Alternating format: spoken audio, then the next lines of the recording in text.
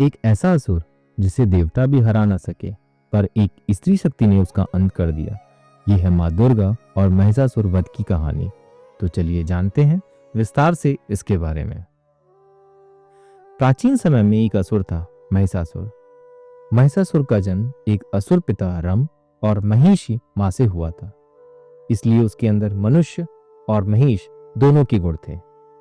उसने कठिन तपस्या करके ब्रह्मा जी को प्रसन्न कर दिया और वरदान मांगते हुए उसने चालाकी दिखाई और मांगा कि मुझे कोई देवता, दानव या पुरुष ना मार सके।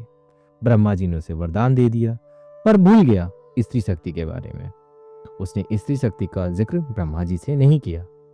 वरदान पाते ही महिषासुर अहंकारी हो गया। उसने इंद्रलोक पर चढ़ाई करके देवताओं को हराया और स्वर्ग में राज करने लगा। विष्णु, महेश और ब्रह्मा सब मिल करके उसे रोक ना सके। तब सभी देवताओं ने मिल करके एक शक्ति को जागृत किया।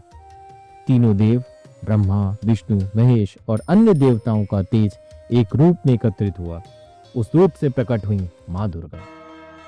शेर पर सवार, 10 भुजाओं में देवताओं से प्राप्त शस्त्र, त्रिशूल, सुदर्शन चक्र, तलवार, धनुष, शंख, गदा से युक्त। दुर्गा माँ का रूप देखकर देवताओं की आशा फिर से जागी। महिषासुर ने माँ को युद्ध के लिए ललकारा।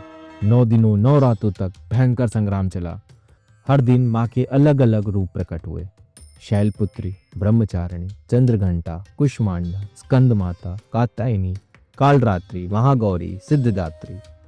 महिषासुर अपनी माया से अपने रूप बदलता रहा। कभी वो व्याघ्र बन जाता, कभी वो शेर बन जाता और कभी वो महिष बन जाता। अब आता है अंतिम दिन। 10वें दिन माँ दुर्गा ने अपने त्रिशूल से महिषासुर का वध कर दिया। देवलोक में ढोल नगाड़े बजने लगे। इस तरह धर्म की जीत और अधर्म का अंत हुआ। नवरात्रि के 9 दिन इस युद्ध का प्रतीक है। हर दिन माँ के एक रूप को समर्पित है। विजयादशमी या दशहरा धर्म की जीत का उत्सव है। जय माँ दुर्गा।